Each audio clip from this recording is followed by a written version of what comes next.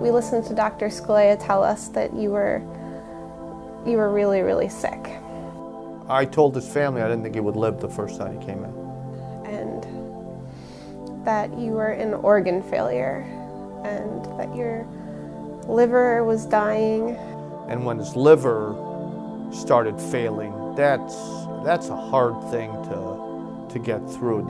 And your kidneys weren't working, and they weren't sure about your other organs. We had multiple teams in critical care, shock trauma, surgery, transplantation, hepatology, nephrology, all focusing on all of these various organ systems that were impaired. You might not make it, and that you needed a liver transplant. Almost all systems that had been injured could recover except for the liver. This acute fulminant hepatic failure, it's really hard to keep people alive. And that they would do everything they could to keep you alive until an organ was found.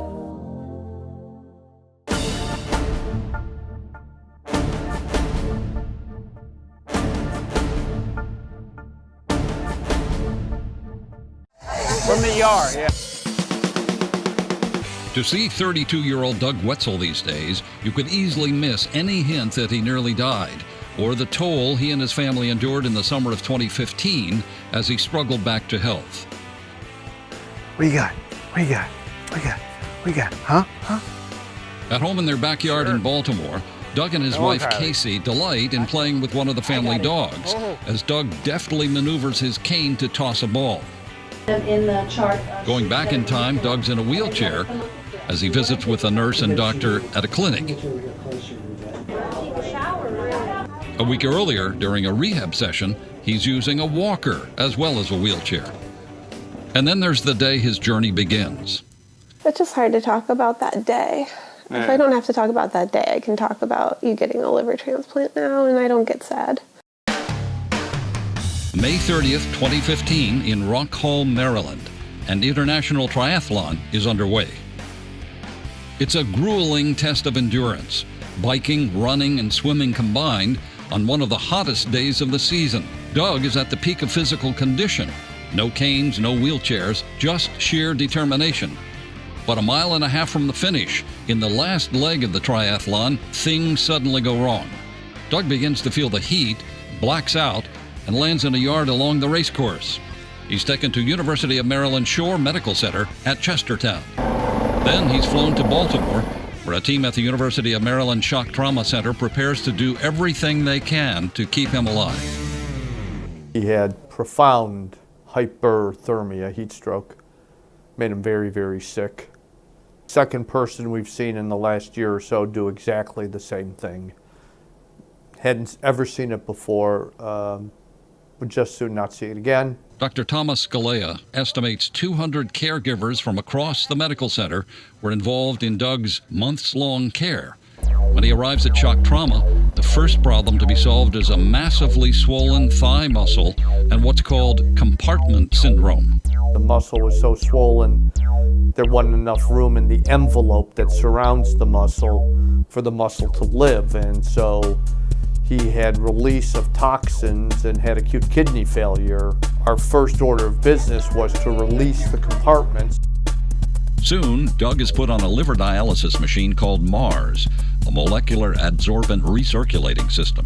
It replaces some of the liver's function, but the MARS machine is a short-term solution. You were put on the transplant list right away.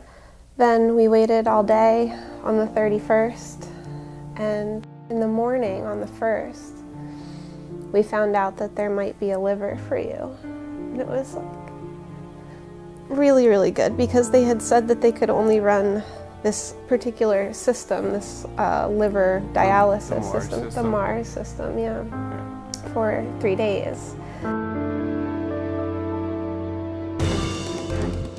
Transplant surgeon Dr. Rolf Barth says Doug's liver transplantation was a success, thanks to a team effort. It really kind of highlights, as we've seen in some of our other cases, the increasing coordination between the trauma center and the transplant program in patients with acute liver injuries and acute liver failure. 5 years ago, neither of those people would have lived. we're smarter than we were 5 years ago. We have some different tools than we had 5 years ago. And I have never, and we have never been particularly good losers. And I think that you see somebody like Doug Wetzel, and what it tells you is there's nothing that's impossible. UMMC have been like amazing, and it's kind of, you meet like almost like a bunch of new friends. I'm very, very grateful to the staff there. And I think we're also just eternally grateful to the family that lost their loved one but donated that organ, because, wow, what would we have done without it, you know? It came right at the right time, right at the 11th hour, and it was everything.